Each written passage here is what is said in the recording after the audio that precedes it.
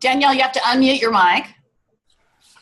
Right? Rule number one in doing a webinar, and I teach in a virtual classroom. I should know this by now, but I'll just say, looking at all your wonderful faces, it's making me nervous here. So, but I just wanted to echo Lori's sentiments and say, on behalf of Jamel and Monica and I, thank you so much for taking the time out of your busy schedules and walking away from the candy maybe that you collected or, you know, took from the little children last night, or maybe today during the school day. I know it was a busy day for me as well. So, you know, we wanted to start off with why this work is important to each of us and tell you a little bit about ourselves. And, you know, I just thought it was kind of this aha moment that I had a little while ago. I was with my daughter in Chick-fil-A and I was decompressing and I'm scrolling through Facebook and I'm seeing pictures of culturally inappropriate costumes. I'm seeing protests about the Dakota pipeline, as well as seeing protests about this new Starbucks coffee cup that's been released that's supposed to promote a sense of community. And then with the election coming up and all the controversy that's surrounding that. And this sense of urgency that I felt in that moment, that this conversation needs to happen today, tomorrow, and every day going forward till we start to see some growth and action occurring for all of our students that we love to teach in the communities in which we live. So for me personally, I have a picture of my two daughters up there. And I kind of had a moment a couple of months ago. My husband, who's African American, had to sit down with my two daughters, who obviously are biracial. And he had to talk to them about how the color of their skin could possibly hinder their navigation through life to achieve their success and dreams. And it was a punch in the stomach, a slap across the face for me, because all of a sudden in that moment, I couldn't relate to my own children.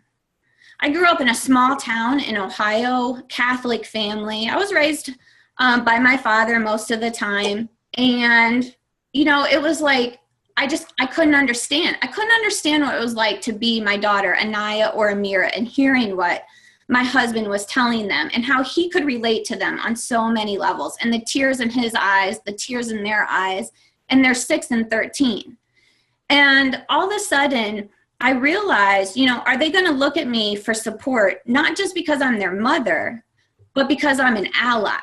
And I want them to know as they grow older, not only am I an ally for them, but for all of my students.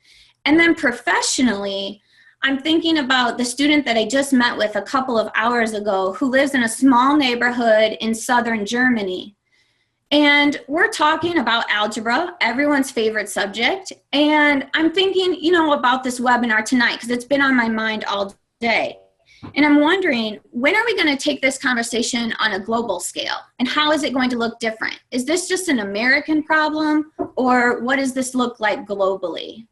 And so I just really appreciate you guys joining in this conversation as we go in depth and make some impact on the communities in which we live and share in that vulnerability together as we move forward. Monica? Hi, everybody. And again, just to echo Danielle and Lori, thank you so much. We know that you all have probably had a really busy work day, and so we appreciate you taking time to chat with us tonight. For me, I put up the picture of the person with the zipper across the mouth. I teach in a high school English, and it is, I think we have about 1,900 students right now. And our population is not quite 50, we're maybe like 48% African American, more or less like 49% white, and then we have, you know, a lot of other races to make up that other percentage. And I teach AP English, and also I teach standard English. And the reason that I choose to do that is I don't ever want to go completely AP, because that is a completely different demographic, and I would not basically see all of the students that we teach. And because I choose to teach both levels, I realize that what happens for and with my AP students that the school provides is not always what happens for and with my, I don't like the word regular, but my standard English students. So my AP students may be invited to certain things, whereas my other students are not. And because I'm in both areas and choose to be in both areas, I see that and notice that, and it makes me upset. And so I just got very interested in just how we go about eliminating those inequalities within the systems of our school, because those students who are, and some of my AP students are what you would consider a marginalized student, but particularly in my standard classes, I have marginalized students who do not feel that they have a voice at all, and they don't feel like they are a part of the school. And we do have, you know, the case of sometimes students feel as though no one sees them, no one acknowledges them, therefore they have no voice. And I think in order to teach them and teach them well, we have to see them, we have to acknowledge them, and therefore give them voice. And so by examining the different ways that we can be more equitable in our classrooms, I know that I am in essence giving my students voice, and hopefully giving myself a voice and my colleagues a voice as we continue to advocate for them. So that is why that's so very important to me. Now, Jamela? Oh, sorry, I had to unmute. That's okay. So, hi, I'm Jamela Coes. I am Georgia's 2014 Teacher of the Year. And this work is important to me because of not only every student that I've ever taught, but also because of the little girl that's in this picture. That is my daughter, Gabby, and that is one of her best friends, Riley. So Gabby and Riley are absolutely inseparable. Oh my. Are you guys getting feedback?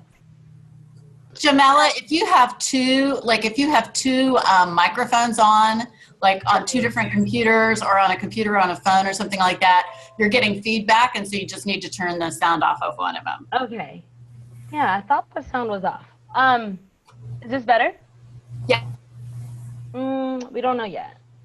Okay, so Gabby and Riley are absolutely inseparable. They name their dolls after each other. They'll play all day together. But I'm starting to see that in my daughter, Gabby, that everything for her is racialized and everything for her is about gender.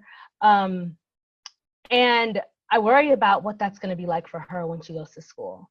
I worry about what school am I going to send her to where she gains a good sense of self, where she gains a good sense of community and being able to work with other people and love other people and see the value in other people, and feel the same about herself. So I worry about that for her. And I know that her teachers will play a major role in that, but only if they are courageous enough to say, yeah, there's some things that I need to check, and there's some things that I need to make sure that I'm doing so that I'm giving my students the best opportunities. So that's why this work is most important to me.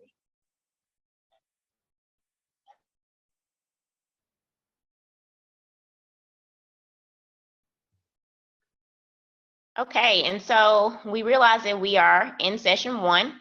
I wanted to say hi to one of my colleagues. I'm so excited someone from my school joined, Kim Downs. But tonight we're looking at self with a focus on bias and stereotypes. But we wanted to also invite you, if you can, to join us for parts 2 and 3, November 29th and December 13th at the same time, 8 o'clock Eastern.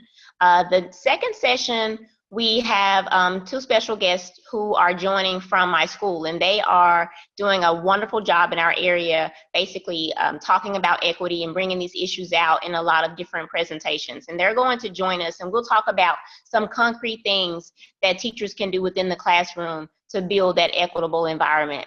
And then for part 3, we will close it out by, once we have examined self, and then we've gone within our classrooms and develop strategies, use strategies, then we'll think about ways that we can support our colleagues in building equitable learning environments in their classrooms and their schools as well. So we were hoping that this was a logical progression for you guys, starting with self and then going into the classroom and then going outward. So we hope you can join us for the other 2 sessions. All right, I remembered to unmute this time. So again, we just want to set up some rules of engagement and just to make sure that everyone knows this is a safe place for you to ask questions, challenge each other. This is a judgment-free zone. And we just want you to be comfortable and have multiple ways to enter the conversation. So no matter where you're at, if you're a quiet observer or you're an active participant, we hope that you'll find a place, whether it's in the chat box or possibly following up with someone afterwards, that you can, be a part of this learning experience. And although sometimes the conversation may focus on a Black or a white conversation, we want you to look at it through the lens of where your passion comes from your cultural background, or the lens in which you view your students. So please challenge us on that and bring that up as much as possible. So we want to go back just real quick and recap. Josh Parker and Jody Zeb about a month ago did a webinar on equity and focused on power and privilege. And a couple of takeaways that I got from that webinar, and if you haven't had a chance to watch it, you can go to the NSTOY website, to the archives, and download it and then watch it and get the resources from that. But they helped open the door to create that safe space for us to have a conversation on equity. And again, the urgency and the criticalness of this conversation is so important. They also gave us two very concrete definitions of power and privilege and the context of schooling. And then they challenged us with these next steps. Engage the discomfort, which we're going to do that a lot tonight. So, cozy up, pull up your chair, pour yourself some more tea or coffee, hot chocolate. And, we're going to just dive right in here shortly. Share the power was the second one, and then check or use your privilege. And just like Monica said a minute ago, we're going to get more into that the next webinar, and then, of course, the third one in December. So I think, Jamila, or Monica, it's back to you. All right. Okay, guys, so when we were thinking about ways to go inward, we saw that in three levels, actually. First, acceptance, and then awareness, and then action. And when we thought about the inward journey, we realized that that's probably the most difficult one. Once you're already on that path and you've accepted that you do probably have biases, we all have biases. Once we accept it, it's easy a lot of times to start on the path and keep moving, but it's sometimes harder to first accept it. And so we wanted to think about the three layers of looking inward. First, accepting it, and then being aware, and then what actions will we take to make sure that those biases don't hinder us in our work with our students. And so this picture that you see on the screen basically is a picture of two roads. You see one is a little bit more elevated and one looks to be going downhill. And so when you think about just this inward look and this inward journey that all of us have to take, and by no means are we saying that we have it all figured out because we're on this webinar. It's a continuous journey for all of us. But there are two paths to take. There is the path where we can say, we'll just keep going straight, everything is fine. Everything seems fine. My students, I don't seem to be harming anybody. I will just keep on this path. There are no rocks here. Or we can take the higher road, and it may be bumpy and it may be a little bit harder for us to climb, but the rewards at the end of that difficult road are often so much greater, and there are so many more benefits for our kids that we're working with. So we're just going to challenge ourselves and challenge you guys to, if you've been traveling on that easier path, to just not be afraid to go on that higher road and jump over the rocks, and we're here to support each other. Awesome. So there's some excellent conversation going on in the chat box. So I hope that people are able to pay attention to both. So as we deep dive into this next conversation, we want to have some common language. So here are the two words that we're going to focus primarily on. So we want to make sure that there's some common understanding around these two words. So we have bias, which is the preference or a like or dislike, which can interfere with the ability to be impartial, unprejudiced, or objective. And then there are stereotypes, which are the simplistic beliefs about people based on their group of membership. So here we go. Acceptance. I do not have biases.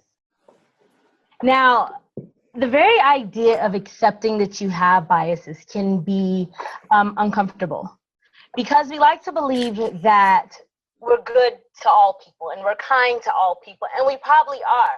But that doesn't mean that we're not biased. In fact, there's scientific evidence behind bias and why our brain does the things that we do, and how we process the information. And when you look at the science, and we will in just a second, you'll see that it's rational. But it becomes irrational when we start to try to use those same processes in thinking about people and human interaction. And that's where our error comes in. So we're going to watch a quick video that talks about the science behind bias, and then we'll come back and have some more reflection and thought and discussion. So we're going to switch over, and as we switch over, if you would, in the chat box, as you watch this video, if you would just put some comments as you think about and process what's happening and what you see and what you hear, any reactions that you have as we watch this video.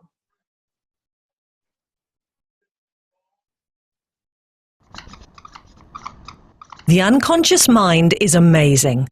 It can process vastly more information than our conscious mind by using shortcuts based on our background, cultural environment, and personal experiences to make almost instantaneous decisions about everything around us.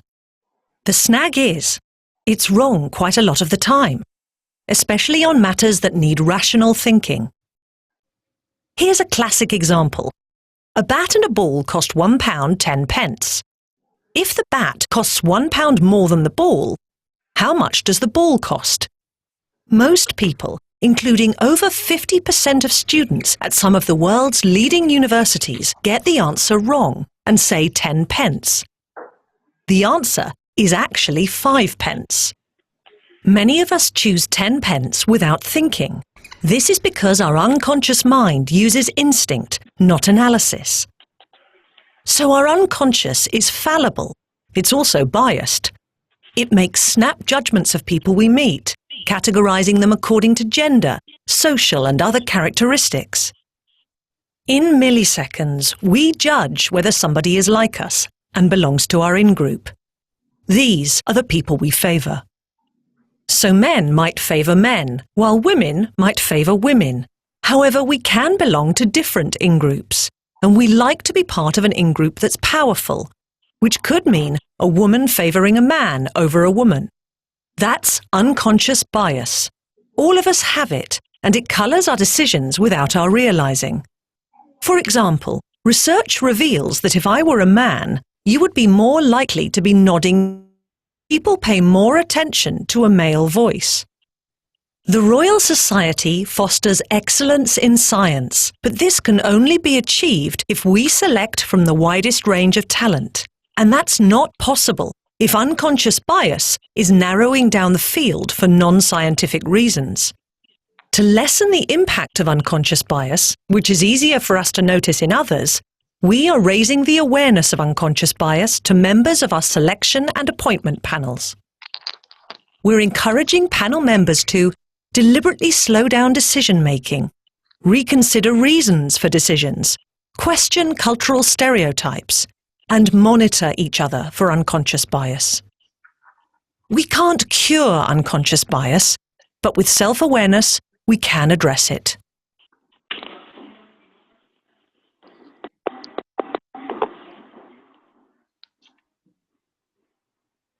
Okay, so we are going to switch back here.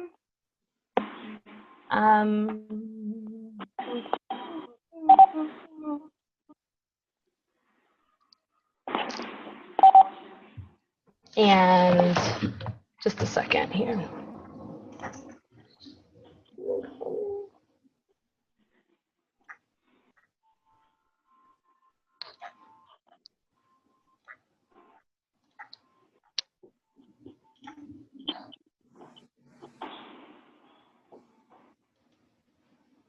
Okay, so from that video, we see a lot of big ideas.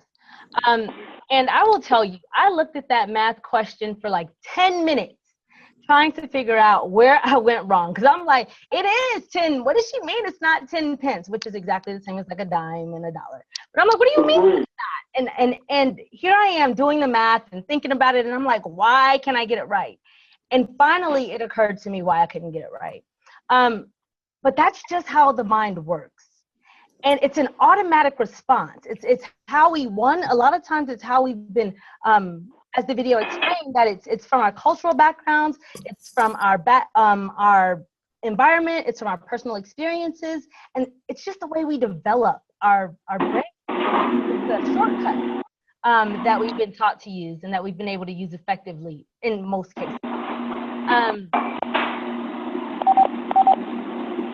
And if we take a look at the, and if you take a look at some of the comments, a lot of you said it's about just like it's automatic, it's what we do. But I want you to take a second and think about how you perceive your own biases. So just think about how you perceive your own biases and how they might affect your classroom experience and the ways that you perform practically in your classroom. So how do you perceive your biases? And what do you think about the way that they impact your classroom? Are you asking us to answer this in the chat or just to think about it? I just want you to think about it for a second.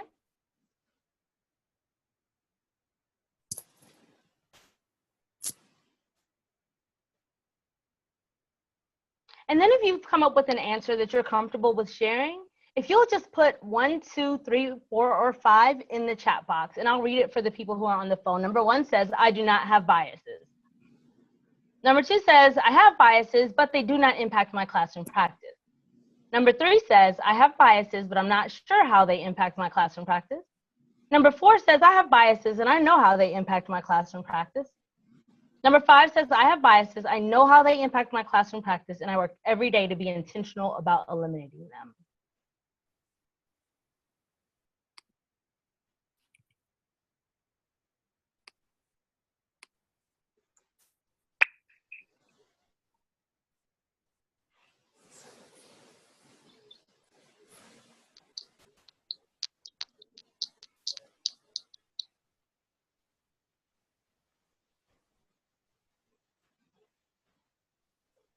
Thank you for your honesty and your responses.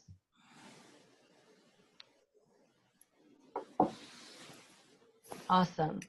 And you can continue to put the numbers in, but we're going to move on to our next slide.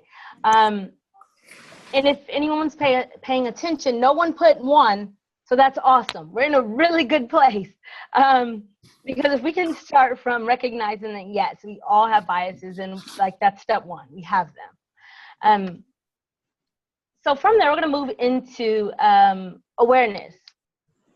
Now, bias likes to feed off stereotypes. And it's that shortcut that we use. So stereotypes is a categorization that's essential to human capability, which enables us to simplify, predict, and organize our world. That's why we do it. But it's problematic when done with people because of variability. So just for a second, I want you to think about Black boys. A Black boys, you know, Black boys in our society. I want you to just take a second and think about Black boys in our society. And then I want you to think about the stereotypes that you hear about Black boys.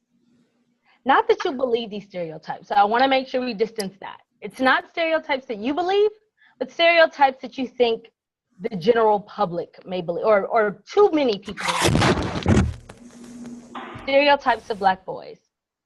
And if you'll put those in the chat box.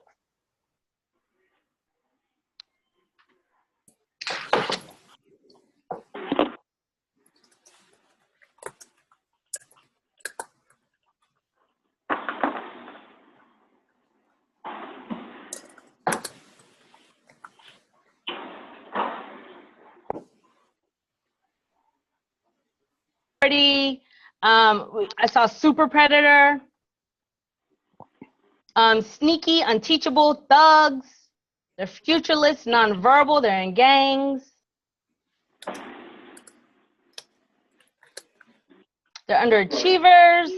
They have low riding pants. They're not goal oriented. They're hyperactive. They're not family men. They're not smart. They're hard to reach.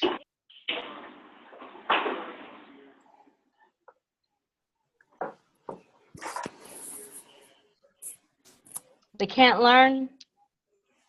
Nonverbal. Jamila, I don't know if you said this one, but threatened species. Threatened species. Mm-hmm. Oh, I missed that one. Yeah. It's going really fast. You guys got a lot of these. They lack role models. They're disciplined at twice the level. They're dancers, they're musicians. They're good at sports. Sporty, athletic, creative minds. All right. So now I want you to switch gears a little bit. And I want you to think about white girls in our society. Think about white girls. And then I want you to put stereotypes that you hear about white girls in our society.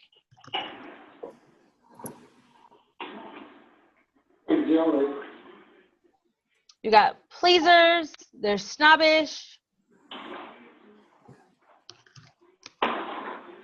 drama victims, they're rich, they're anxious, stressed, mean to other people, they're rich, airheads, they're cared for, they're entitled, they're the teacher's pet, they're ditzy, perfectionists, they try to make everyone happy, self-absorbed,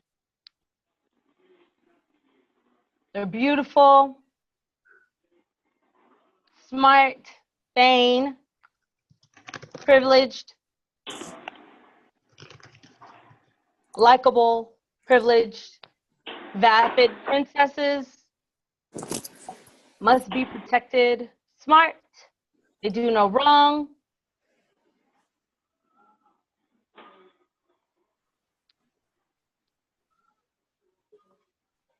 And we're not going to talk about this right now. They're worthy of admiration. We're not going to talk about this right now, but I do want you to think about what does that mean? Which one of these stereotypes are most detrimental to those students? Which ones are most harmful? Because the truth is, whether or not we believe the stereotypes, we know the stereotypes. And if we know the stereotypes, the best we can do to eliminate them is to intentionally fight back against them. Because here's what happens if we don't. So the effects of stereotypes in schools include some very debilitating things, potentially. So microaggressions is one of those things that can happen. You put yourself as an educator, if you're not aware of the stereotypes and how those stereotypes impact your bias and how your bias impacts your classroom, you put yourself at risk for microaggressions. And microaggressions are those things that are things that you may not mean in a harmful way, but they are harmful by the nature of what you're saying. So for example, to tell someone who may not look like they are, they may not be culturally, traditionally white American, and you ask, where are you from? Or what are you? Those can be microaggressions. If you look at someone who may be of Latin descent or Hispanic descent, and you say, you don't speak English, that's a microaggression.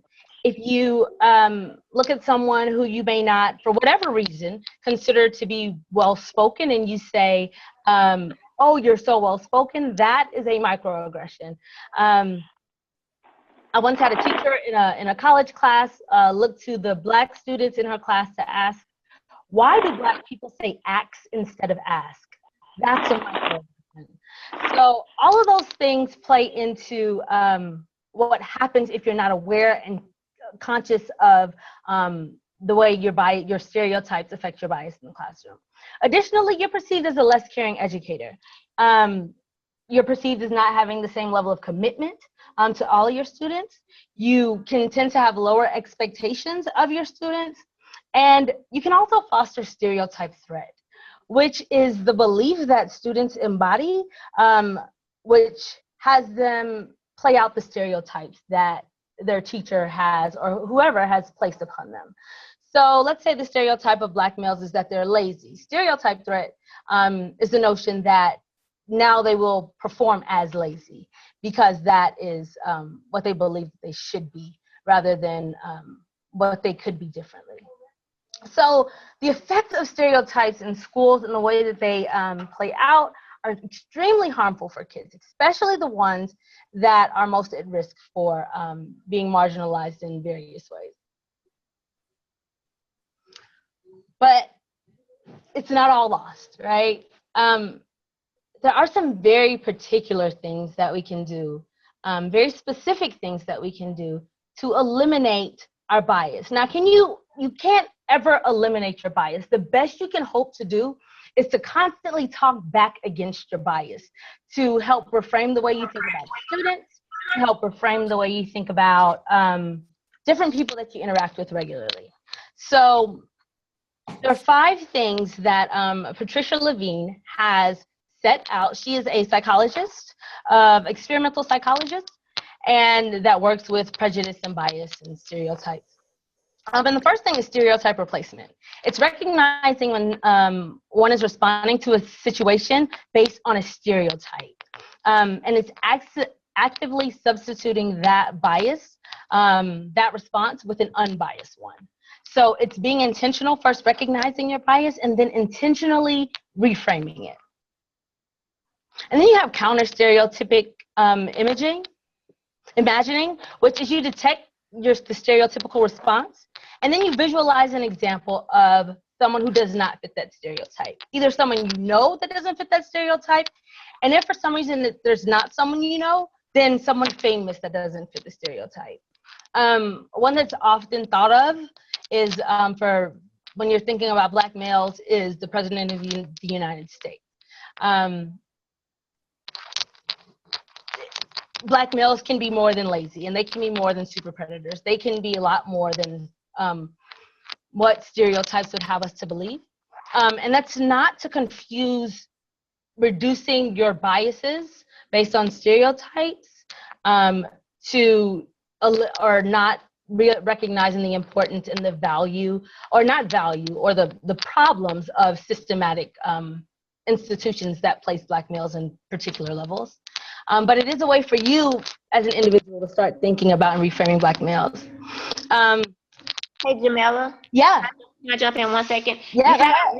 You had a really good question posed to you from Adrian, and I wanted to know if you wanted to answer it before you go to the next point. But yeah, she said, at what point does an honest, when you just don't know and you want to know honestly some question, at what point does an honest question become a microaggression? Or how is it that someone can ask a question if they honestly just want to know an answer to it and they're not trying to be biased? How can you ask that question in such a way that you're not being offensive?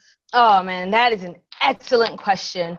And it actually goes to our 5th point, which is increasing opportunity for positive contact.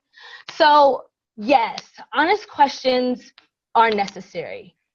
The problem with honest questions a lot of times comes into play when the question comes out of nowhere.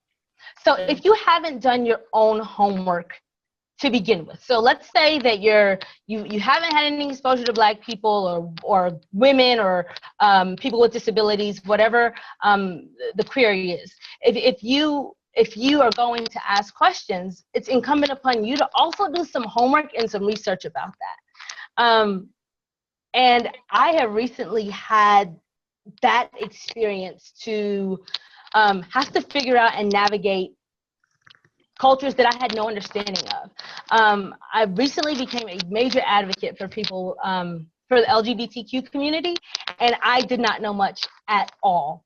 I was lucky to have a friend in the community, but he was very clear with me. He's like, look, I am grateful to answer questions for you, and I am grateful to help you become a better ally, but you have to do some work on your own.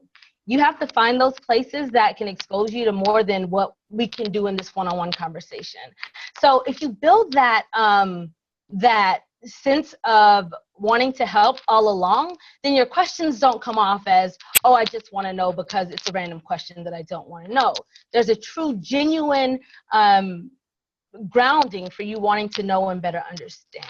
And I think that makes a major difference in the way that your questions are perceived, microaggression or not? Great question. Thank you for asking that. So the last two, which we kind of touched on, the increased opportunity for positive contact, but the individualizing is making that person that person. So endeavoring not to try to put everyone into the same box, but endeavoring to say, this is what's special about this person, and this is what's different, and this is what's interesting and fascinating and creative and amazing. So making that, giving that person their own space and their own place. And then perspective taking, which, oh my gosh, this perspective taking is an eye-opening process. There's a race, she's become a race expert of sorts. Her name is Jane Elliott, and she does the brown eye, blue eye test. And basically, she puts you in the position of people who are marginalized differently than you may be aware of. So just by being put in a different mindset, if you could walk a day in their shoes, it helps you to think about people differently. In one of her seminars, she also asked, how many of the white people in this room would want to spend the day as a Black person? And nobody ever raises their hand. No one ever stands up. No one ever takes on that challenge. Because we know. And whether or not we say it, we know it. And if we start to take that perspective of someone else, we become more empathetic to their to the ways that they live in the world, and we begin to see them as more than just a stereotype or more than just what our bias tells us to see. So first we have to accept it, become aware of what that looks like, and then take action toward it. So, we've got a question, and we're actually about to open for discussion, because I think it's really important for you guys to be able to ask your questions and get any feedback that you need or offer your perspectives, because we are all figuring this work out day by day together. So we would love to invite you into our open discussion to share your perspectives and to think about these questions. As we go into that discussion. So Jamila, are you asking us if we have questions that we want to discuss, or what's the starting off point? So here we go. So we've got our discussion questions up. We've got the toughest part of, what's the toughest part about exploring your biases? If you want to talk about that. What are the barriers to eliminating your biases? Or you can offer your own question or suggestion or your own experience. So we just want to open the floor for anybody to share, and we are going to monitor the chat box so that we are also attentive to the questions that are there so that we can respond and have other people respond to them as well. And Jamila, you're saying that it's okay for them to speak as well right now, right? Oh yeah, so if you, okay. Excellent, thank you, Monica. If you would like to speak, you can unmute. If you would like to speak, you can unmute your mic to pose your question or to respond to any of the other two questions that are on this page.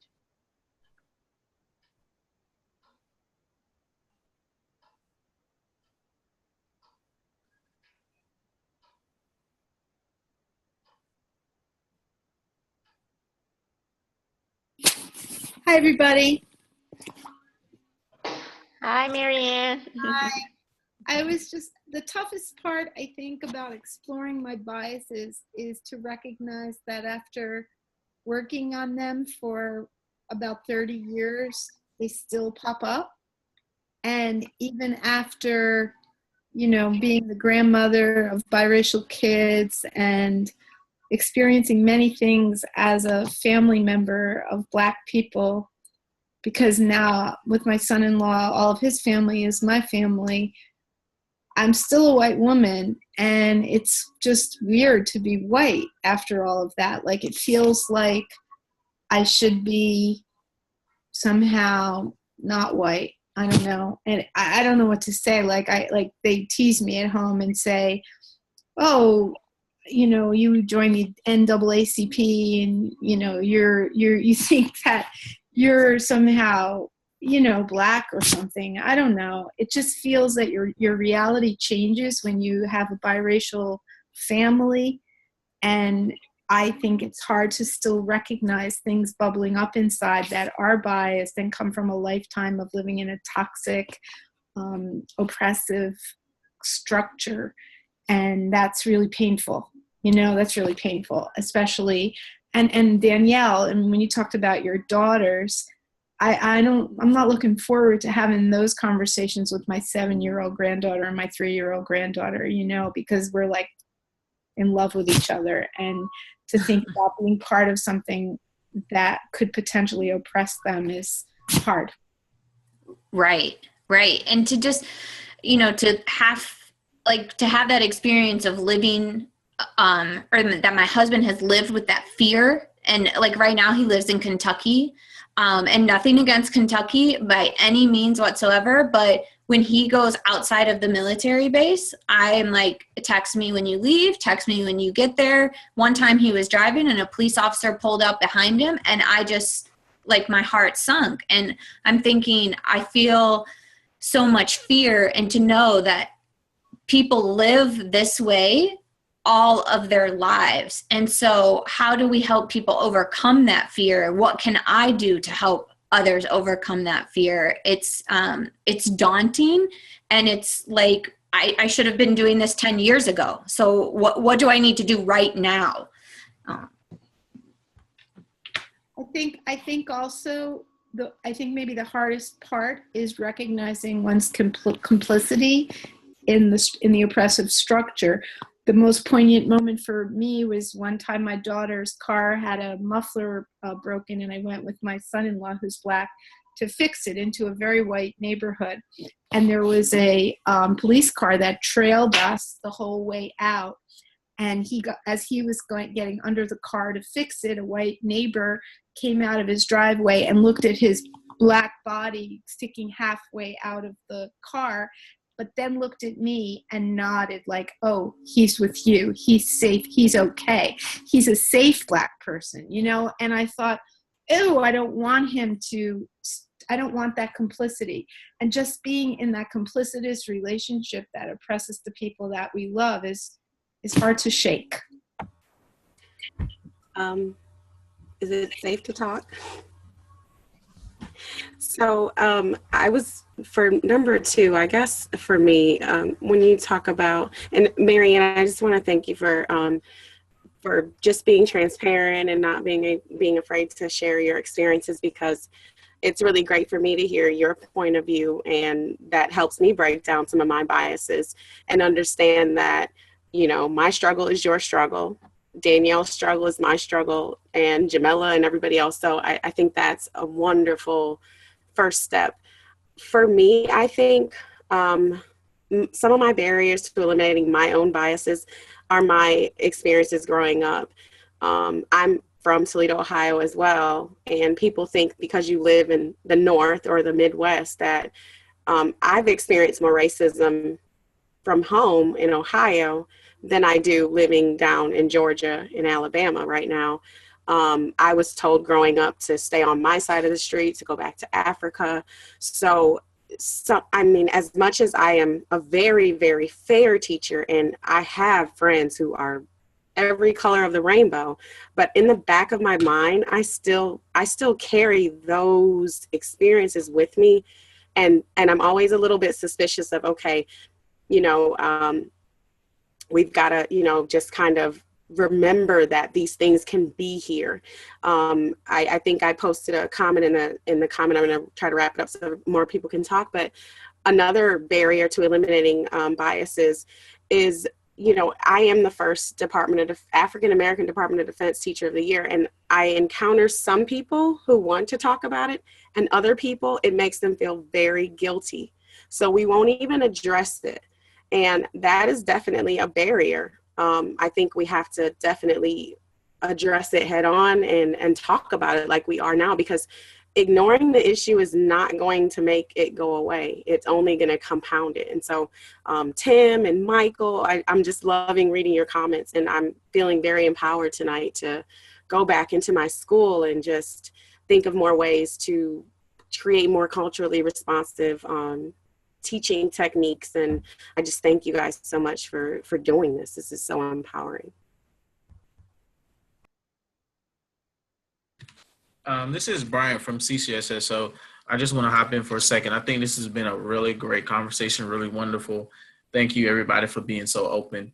I'm going to open up a little bit and express a little bit of my frustration with cultural biases in America, because I feel like Black men in America are literally and figuratively under the gun, right? And, Malcolm X in the 60s was talking about how the media kind of cooperated with the police to kind of gun down Black bodies, right? So the media would set up this story about how Black people are criminal, Black people are violent, and then that would kind of give, that would kind of do away with public opinion. So in other words, publicly, people wouldn't care if Black communities were over-policed, if people were gunned down unjustly, unfairly. And you see this even today with examples of like somebody gets gunned down and all of a sudden there's this report about, how they had some kind of drugs in their system or how they had some kind of criminal past that has nothing to do with the way that they were gunned down unjustly. And that's an issue. And like, we need to address that. How do we address that? I'm not really sure. I know on the slide previously, we said that a big way to kind of counteract biases is by putting yourself in spaces where you can communicate and have positive interactions with people of different backgrounds. But there was recently a study done in the NFL, and it was comparing like Black NFL players and who they're voting for to white NFL players and who they're voting for. And it was a very small study. It was only like 20 NFL players per racial group, but still, like, it was straight down the middle. Like, all of the white players say they're going to vote for Donald Trump. All of the Black players say they're going to vote for Hillary Clinton. And it's like, okay, if quote unquote solving racial biases is about being in the same community and building brotherhoods or whatever the situation is, why are all these white NFL players who have been in a predominantly Black sport for the majority of their lives, like they are literally brothers with these guys on the field, why do they still see the world so differently? I think at the end of the day, when it comes to addressing biases, it's up to that individual person.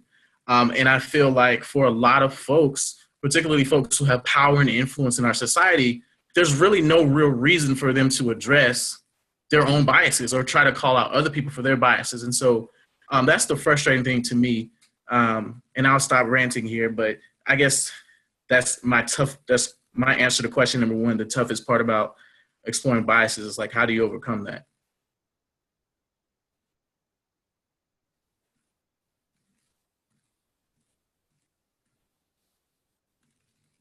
Hi, Sorry, this is Mike. Stop the conversation. This is Mike from New Jersey, and I think what is the toughest part about exploring your biases is I think once you admit them, it's really hard to stop thinking about them, and it puts such a huge pressure and a weight that just always goes around with you. You can no longer, once you stop ignoring them, it's just such a huge pressure that you have to work constantly on. And I think another issue, not so much exploring mine, but when you start to talk to someone else, it's sometimes you have to really watch how angry you get at someone's ignorance. And you have to allow people to almost go along their own path as far as how long it takes for them to get to somewhere where you've gotten to, and placing on them the unfair expectation that since you're there, that they have to be there too. I think it's allowing people space to kind of follow their own path on it.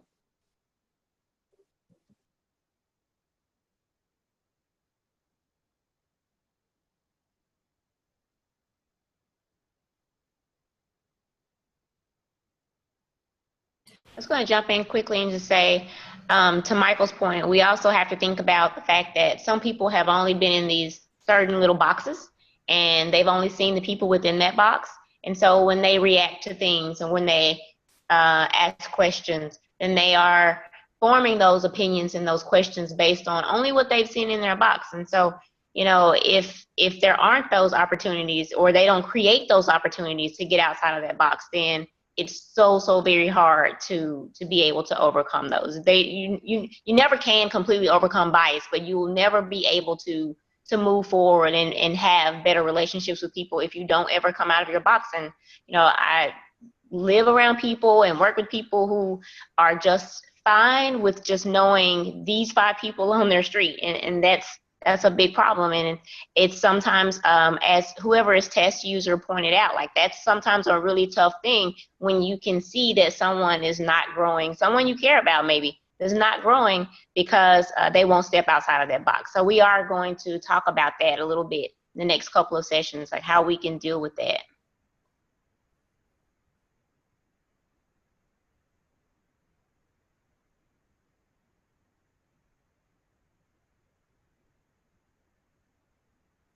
All right. Jamila, do you have any final comments? I see we're getting close on time. Right. So if anyone else has one more quick point they wanted to share, or one quick question that they had to pose to anyone in the group or to the moderators or to the facilitators, we'll give you about 10 seconds to jump in here and go. Can you hear me? It's Adrienne. Yes, Adrienne, we can hear you. Okay, how are you? I'm so enjoying this conversation tonight. I wish that we could go until 9 o'clock Pacific time.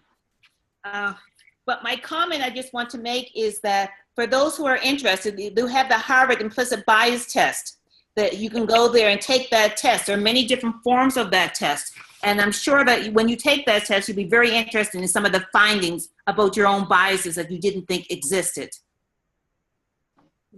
Yes, thank you for sharing that. That's part of our resources that we will send out, and that's at the end of the presentation. Thank you so much for bringing that up. It is a really eye-opening test.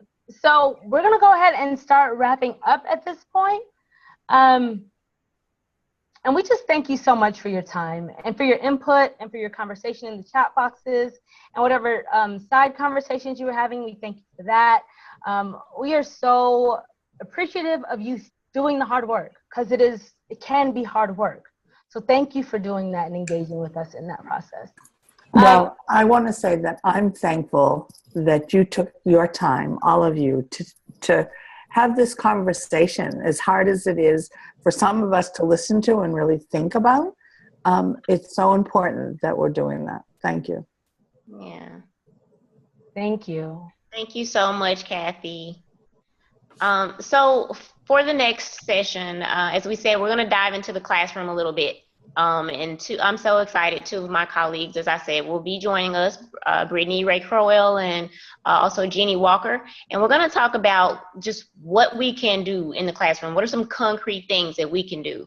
And before we leave, we just wanted to leave you with a couple of things to reflect on that will kind of be a jumping space for us, jumping off point, for us next time. First of all, thinking about our personal biases. We've all been really vulnerable tonight, and we appreciate you guys for doing that. But thinking about where those things come from, where those biases come from. We sort of mentioned it. It has to do with the environment. If there's anything else you can think of along those lines, come ready to talk about that. And how has bias in your family or community changed from one generation to the next? I think we probably could all tell a story where we have witnessed some type of change from one generation to the next. And then leaving you with just a little image there with these 2 people who are obviously having an argument over whether or not this is a 6 or a 9. The ladies next week will use this as a way to start thinking about how we can see things from our students' perspective. We come into the classroom with our own perspective, but then how is it that we can see things from their perspective, even if we don't agree with them and even if we don't necessarily share those same experiences as they've had.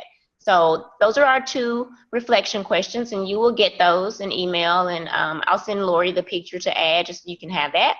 And Tuesday, again, just to give you that date, the 29th at 8 o'clock Eastern, we will talk about strategies to build an equitable classroom. And you guys have been an amazing group tonight, and we could not be more proud to kick this off. There's our resource slide, and you will get those in email as well. Awesome. Thank you so much. This was so enriching, and it reminds me of one of the slides you had early on. You had 2 roads, and one was like going up a mountain and one was like taking an easy road. And I don't even know if you can turn to that, but it just reminded me that one thing that you said yesterday was that the important thing was just getting on the road and just beginning to take the journey. That's the hardest part.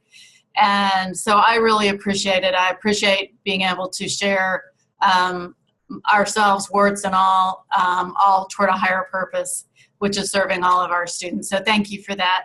I want to tell everybody that at about 9:05, you're going to get a survey. It's 10 questions. It will not take you very long. Please, please, please answer it. And please be honest. Keep it real. Y'all kept it real now. Please keep it real in the survey. Teachers have a tendency to round up in their grades, and we are not afraid of truth, good or bad. And so we want you to help us because we've got more of these that are coming, and we want to use what you've got to help shape it. So please take the survey and please keep it real. Also, reminder, you can save your chat if you want to, and I think that is something I definitely am going to do. I'm doing it right now by the 2 and the name at the bottom of the chat. There's a little more over to the far right. I'm clicking on it and saving my chat because there's so many things that people said that I want to be able to read over and remember, and I couldn't because I was half listening, half reading. I will send everybody tomorrow the video and also the PowerPoint, and in that PowerPoint you can access all of those links and those resources.